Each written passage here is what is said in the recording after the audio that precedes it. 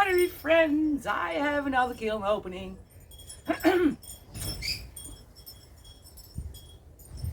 They're constructing next door.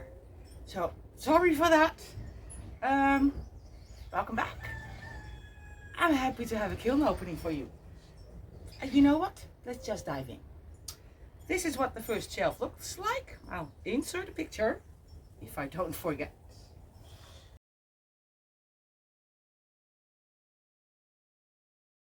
I had some requests, some commissions.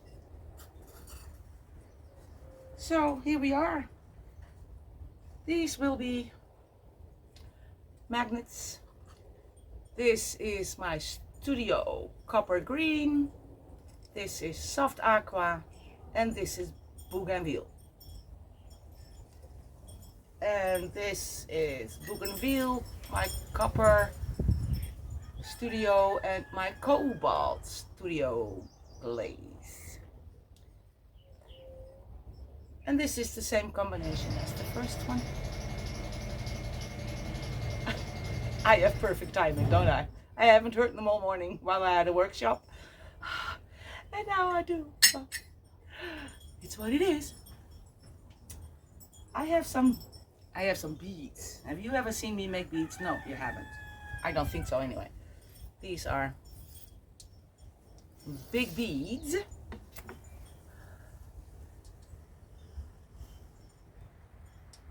I'll take pictures. I'll put pictures in there. And they go with another commission. Somebody called me and they on their holiday to Turkey, they bought this this evil eye. You see it a lot in Turkey. I've been there, I've seen it, although that's about a century ago. It's for protection, and it was gypsum, so the paint was flaking off. So she asked me if I could make one. So I did. White clay, Iceman, colored slips, and some carving and some Mishima. Now I see it in the viewer. Yeah, it's good. I like it. I'm going to put this away and be right back with the next shelf.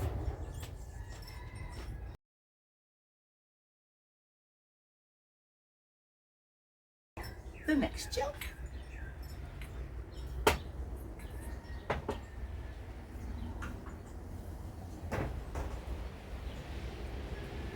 Also, well, not really a commission, a request from hubby. Oh, I have some pinholes. Haven't had that before. This is also my studio blue with copper in the, it's the floating base glaze by Joe Thompson, also known as Old Forge. And I added copper, cobalt carbonate. And these are, my husband is a big fan of tuna sashimi with soy sauce and wasabi. That's what they are for. This one's filled with commissions, by the way. This one isn't. I don't know. I was looking for something to fill the kiln, and this one was there. Let me come a little closer. I will take pictures. This is one of my first tries at a coral inspired pot. A vase. I did my blue inside and I left the outside raw because I love the roux, but I didn't put it close to the element, so I do not have that beautiful toasty flashing. Not impressed. I have made better ones. That was the first one. Okay. That didn't work that good either.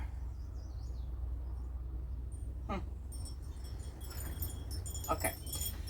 Another commission. Mosquitoes are a big thing here when it's been raining.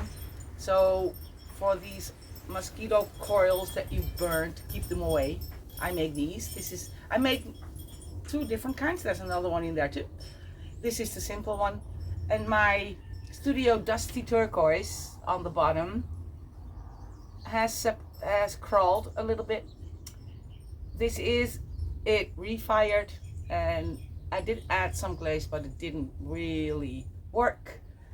The floaty part you see on the top, that's a little bit of pearl white. That did work.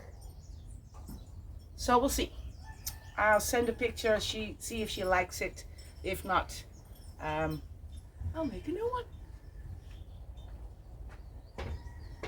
My other mosquito coil holder burner is this one. I need a tool to get the lid off.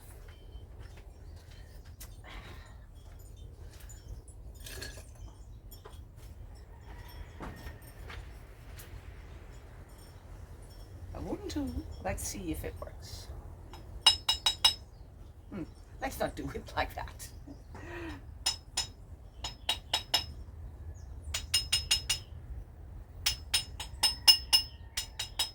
Uh-oh.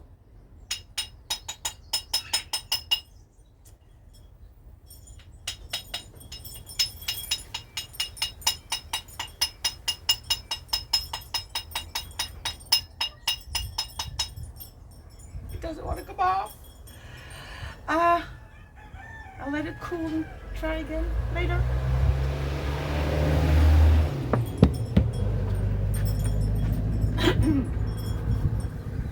There's a bird feeder, also a commission. I've been a busy girl.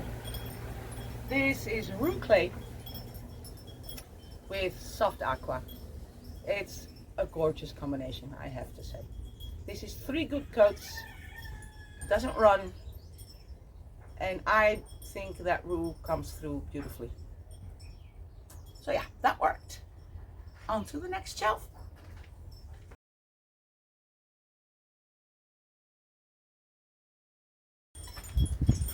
I got the lid off. There we go. For the mosquito coils, you get them with a little stand that goes in there, and then isn't that cute? Again, Roo with soft aqua. Yeah, beautiful. Now, my next shelf. I have 1, 2, 3, 4, 5, 6 cups. 2 are commission. And of course, on one of the 2 of the commission, I have a little problem. They are, my modest opinion, gorgeous. This is Roo as well, with a little flashing from where the glaze ends. I only glazed the design with a little, bottle with a fine tip, and of course the inside. And right there, it bloated. It's the first time ever with this clay that happened.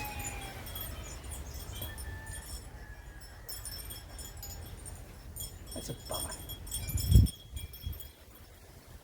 I'll make she's coming to pick these up and go to the Netherlands today. Anywho, I do like it. I'll make her a replacement. This is the other one. No bloating at all. I've never had bloating. Could it be there was an air bubble there that I never noticed? Which grew? Is that possible? Do you know? Let me know. This is the other one.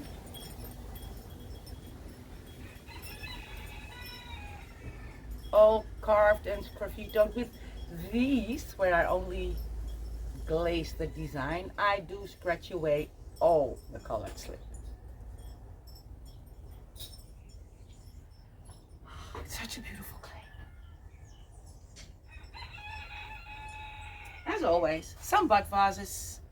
These are on Iceman.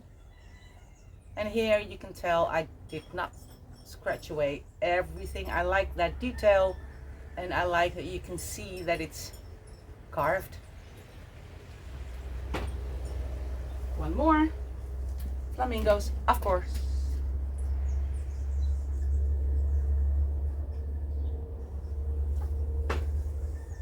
And then I have something new I'm trying.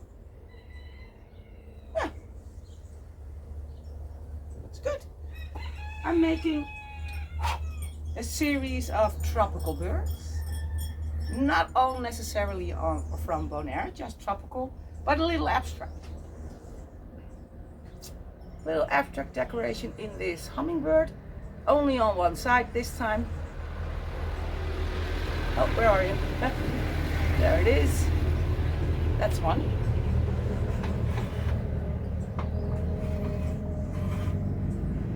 We have a toucan. We don't have toucans on Bonaire, but it is a tropical bird. Hey. Feels like I have a batch with a little less glaze. Maybe I'll refire this one. There we go. Yeah. This one too. Oh. Huh.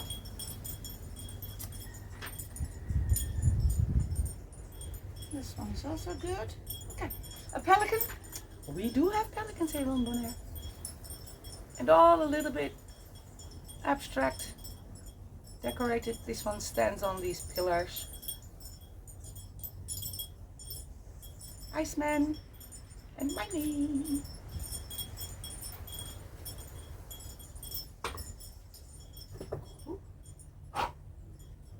And this is the last one. Oh yeah, yeah. I changed up my my flamingo a little bit to make them all be a little bit different and abstract. So those are the 4 first of my tropical bird series. What do you think? I kind of like them. Kiln's empty. All I have to show you now is my cones. I have a 5 that's all the way down. And this is a 6. A good hot 6. So yeah. I'm wondering why this happened. Something to figure out for the future. For those of you who have watched my last video about my pot that broke while drying, many of you want to see the process. So one of these days I will dive into the editing of that video, okay? And I'll put it on here. Which means you get to see the whole process without the end product. Because although many of you wanted me to save it, no. I'm not going to save an inferior pot. They're all, you know, kintsugi and all those and all kinds of recommendations, but no. I gained so much from making that. I learned so much about my own inspiration road, how that works with me if I make something like that. The techniques, I knew the techniques, but because I changed my mind a lot, I could have done things differently. So I've gained a lot, so I don't want to save it. It's always going to be a broken pot, and I don't want that. So yeah.